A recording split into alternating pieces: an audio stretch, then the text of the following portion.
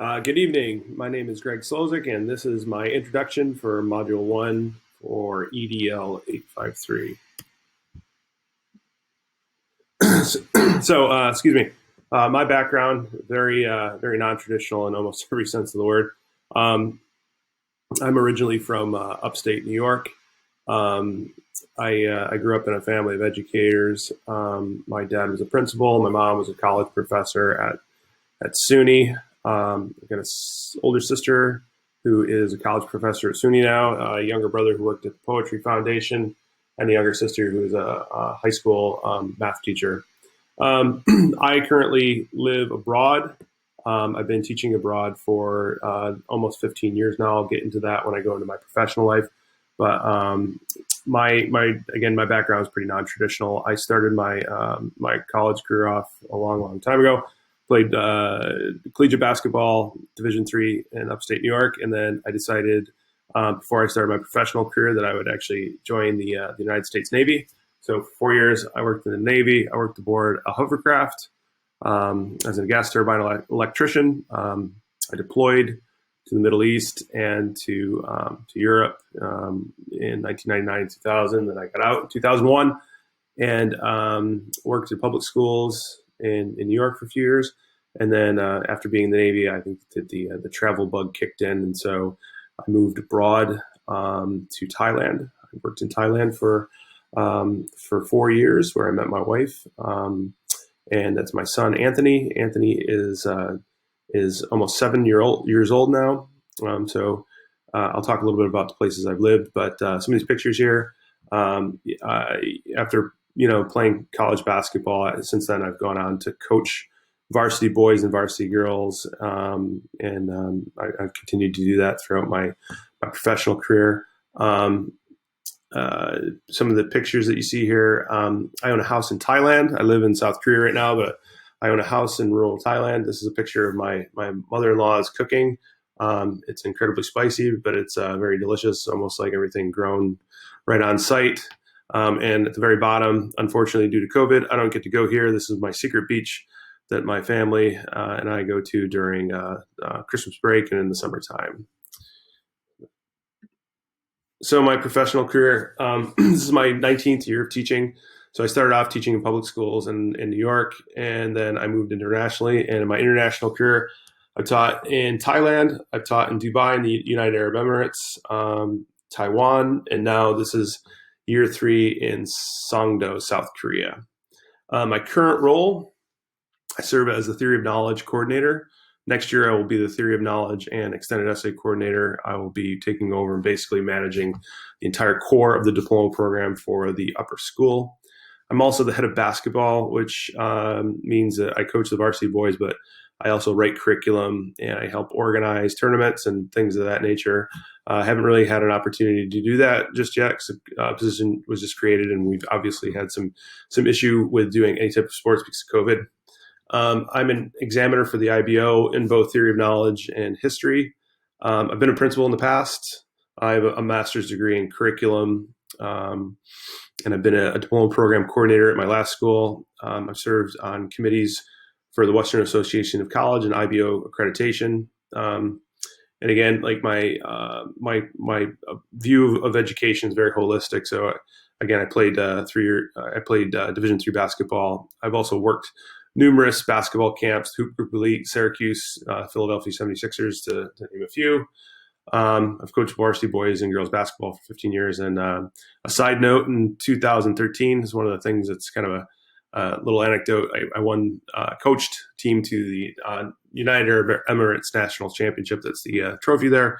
And the two boys, I was very fortunate that coaching didn't get us the win solely for sure.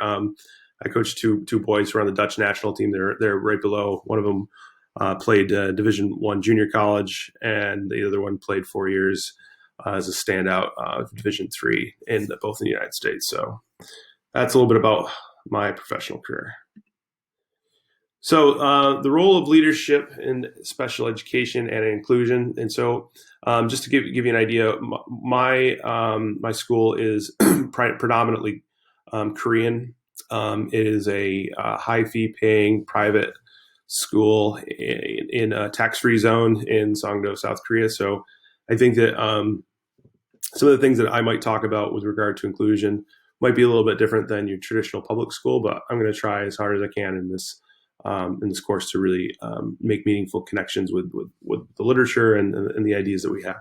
So, the role of leadership in international school, and in particular in IB World School, which is what Chadwick International is, we want to lead by example. We want to be present and engaged. We want to ensure that people see us every day, and that we're happy and smiling, and we live and breathe the mission of the school, and that we embody the learner profile of the IB.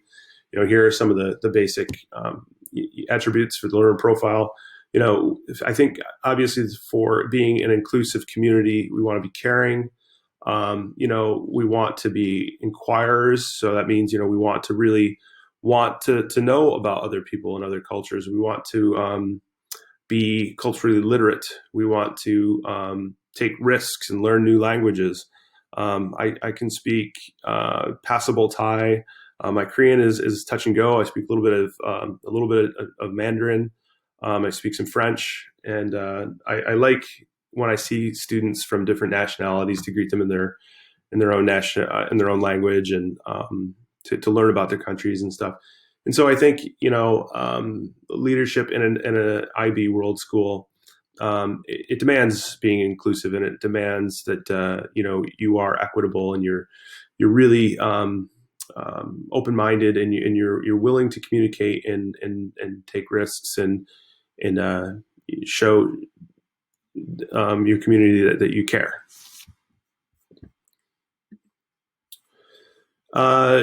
Another way of being and promoting an inclusive community, you got to know yourself and know your community.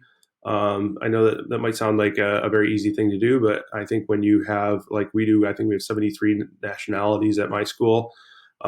It's super important that when you have students, say for example from China, or if you have students from Kazakhstan, you need to know those kids. You need to know their particular situations.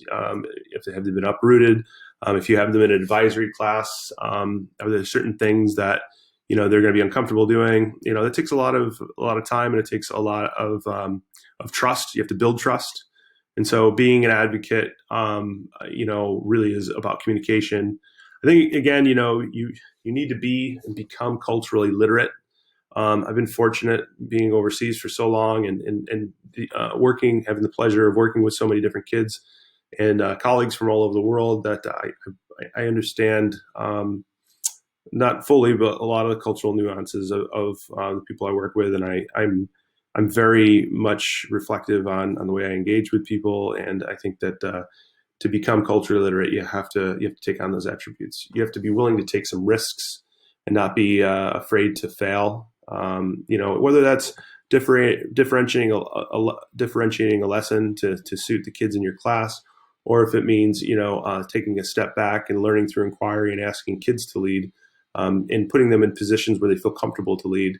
And again, that I think that connects to the idea of providing a safe space, and really modeling the promotion of inclusion. And again, creating an inclusive culture, some concrete policies and things that I've seen and I've been a part of during accreditation teams and being on senior leadership. Maintaining a language of inclusion. I think this is always something that's a little bit difficult when you're in a situation where, again, my last two schools here and in Kaohsiung, Taiwan, both schools, there was a sizable majority of a local population. And so promoting scenarios and situations where students are encouraged to be inclusive and not just use Korean or not just use Mandarin, but when a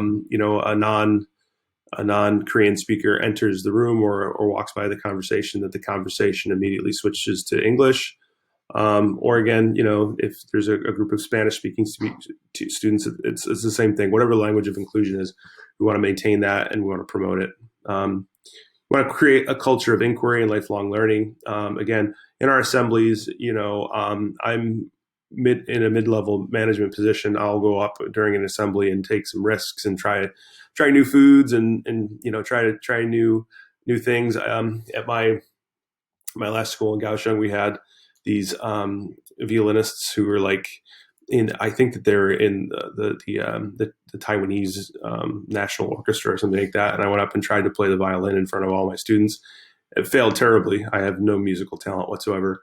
But it gave the kids an understanding that even old people like myself are not afraid to take some risks and to fail and to learn from it. What I think one of the things that you want to do also as a building leader is you want to empower your staff in decision making. A lot of times, the staff are the people who can really promote inclusion by allowing them to be problem solvers and to, as mid-level managers and upper management, to kind of take a step back and identify the talent that you have and let them drive the growth and build the culture. And again, you also want to empower student-led initiatives and self-advocacy. We do quite a bit with student-led conferences. When we have assemblies, we have advisories go through and take the lead on these things. And again, that promotes ownership, and it allows for students to understand that it's our school. It's not just a school run by a bunch of old foreigners. And so that's my presentation, and thank you so much for listening.